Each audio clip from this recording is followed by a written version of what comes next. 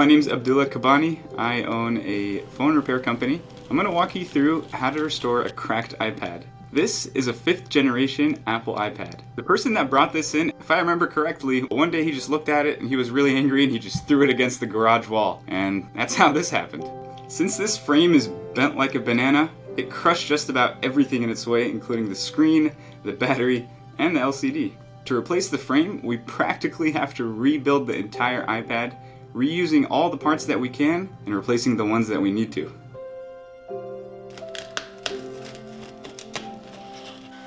This screen is destroyed, so we're just going to yank it out. To get started, we have to loosen up the adhesive that's holding the screen down into the frame. Normally we use some heat with a heat pad, but this frame was so bent that it wouldn't sit down flat, so we have to use a heat gun. As I heat up and loosen up the adhesive, I'll use my blade to pry the glass up from the frame.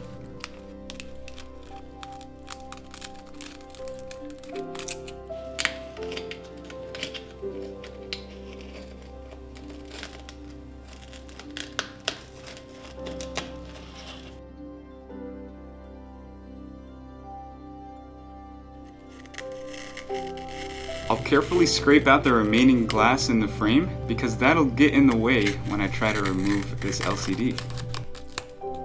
I'll remove the remaining glass with a scalpel.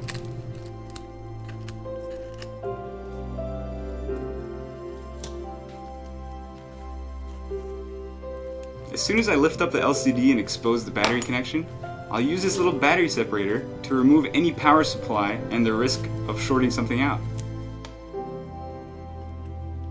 Frame replacements require a whole lot of work because I have to remove every single component in this iPad and put it into the new frame. Every component is important and serves a purpose, so I have to be really careful not to damage anything because we're going to reuse it. The most important part is the motherboard.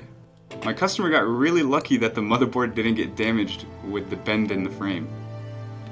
In my experience, all lithium batteries have about a 2.5 to 3 year lifespan before they start acting up, and this iPad's been sitting in a really cold garage for a long time, so since we're doing all this work, we figured we might as well replace the battery so that it'll last a lot longer.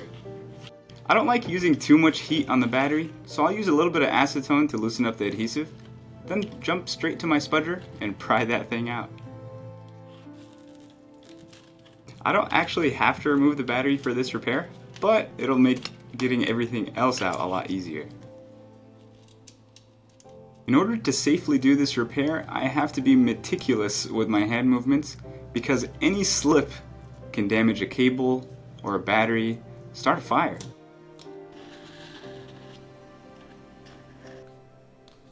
To get started with the reassembly, we'll install the power and volume buttons just before installing the motherboard. I'm using my screwdriver and some screws to hold it in place. Some components require screws and others just adhesive.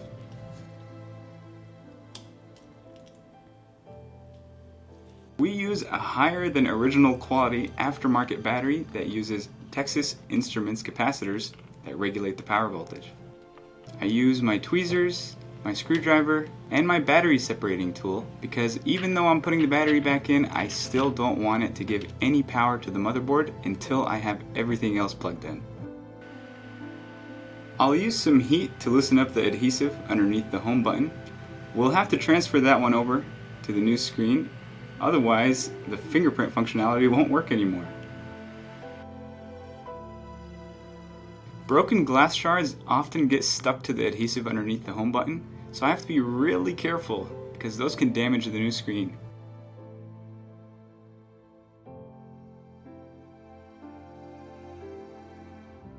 To re-adhere the home button, we'll use a mixture of slow and fast setting industrial glue. I use 4 different types of glue to seal the screen down onto the frame. I'll start by prepping the frame with some adhesion promoter. I'll also use some industrial strength glue.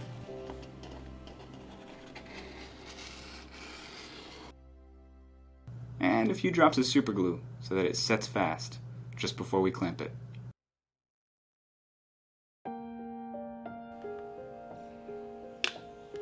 When I'm reassembling an iPad, even the tiniest speck of dust can ruin the entire repair.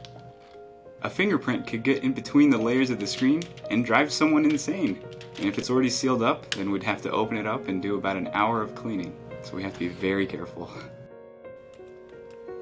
I used the clamps to secure everything together so I can restore the original airtight seal.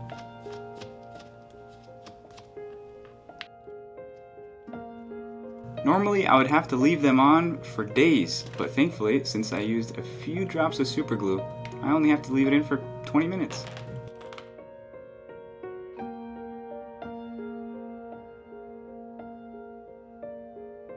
This specific repair took a lot more work than your average iPad repair, and I'm just grateful that we were able to bring it back to life